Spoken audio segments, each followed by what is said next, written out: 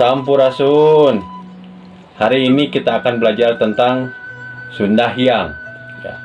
Sunda Hyang ini sudah ada dari zaman dahulu kala, gitu ya. Sebelum kerajaan Pajajaran ini ada, bahkan sebelum Hindu Buddha ini menyebar di Nusantara. Hyang ini adalah suatu keberadaan spiritual yang tidak kasat mata, ya, yang memiliki kekuatan supranatural, gitu ya, yang berada di masyarakat pada zaman dahulu kala, gitu ya.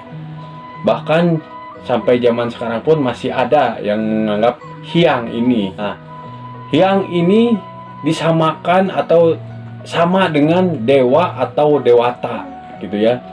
Nah, tempat bersemayamnya Hyang ini yang dinamakan Kahyangan, ya. Istilah Hyang ini adalah sebagai akar utama dari istilah-istilah yang lain yang masih dipakai sampai zaman saat ini, gitu ya, atau yang masih dikenal sampai saat ini. Yang pertama adalah Sang Hyang. Ya, Sang Hyang ini sebagai sebutan kehormatan untuk memuliakan dewa atau roh leluhur. Ya, salah satunya adalah atau contohnya adalah Sang Hyang Sri Pohaci, Sang Hyang Widi, Sang Hyang Kersa, gitu ya. Ini sebagai penghormatan. Yang kedua adalah Rahyang. Rahyang ini adalah sebutan untuk Raja Pajajaran yang sudah meninggal, gitu ya. Yaitu Rahyang Dewa Niskala. Yang ketiga adalah Dan Hyang atau Dang Hyang, yaitu sebutan untuk roh leluhur yang menunggui tempat tertentu. Yang keempat adalah Kahyangan. Ya, Kahyangan ini yang berasal dari kata Ka, Hyang, dan An. Ya, Kahyangan ini adalah tempat tinggalnya para Hyang atau para dewa. Yang kelima adalah para Hyangan. Ya, para Hyangan ini saat ini disebut sebagai tempatnya orang Sunda, ya. Padahal para Hyangan ini berasal dari kata para Hyang dan An, ya.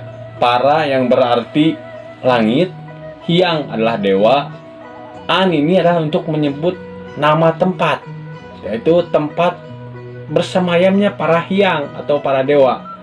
Nah, itu disebutlah Prahyangan, ya. Terus yang keenam adalah Sembahyang. Ya, Sembahyang ini adalah berasal dari kata sembah dan hyang, yaitu tempat atau waktu menyembah hyang atau dewa. Tapi zaman sekarang ini sembahyang ini adalah digunakan untuk kegiatan ibadah, gitu kan ya. Sama saja sebenarnya kan dulu ibadahnya adalah menyembah hyang. Kalau sekarang kan sesuai dengan agama yang dianut kan. Nah, konsep hyang ini berasal dari sistem kepercayaan masyarakat dulu, gitu ya. Baik masyarakat lokal maupun masyarakat yang ada di Nusantara. Kenapa bisa seperti itu? Karena kepercayaan orang dulu, ketika leluhur kita meninggal, dia tidak meninggalkan atau menghilang begitu saja, gitu ya.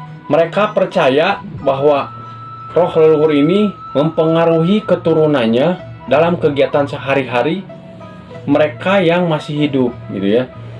Jadi mereka meyakini bahwa roh leluhur ini campur tangan dalam kegiatan mereka sehari-hari, baik dalam pertanian, gitu ya, baik dalam perdagangan dan sebagainya.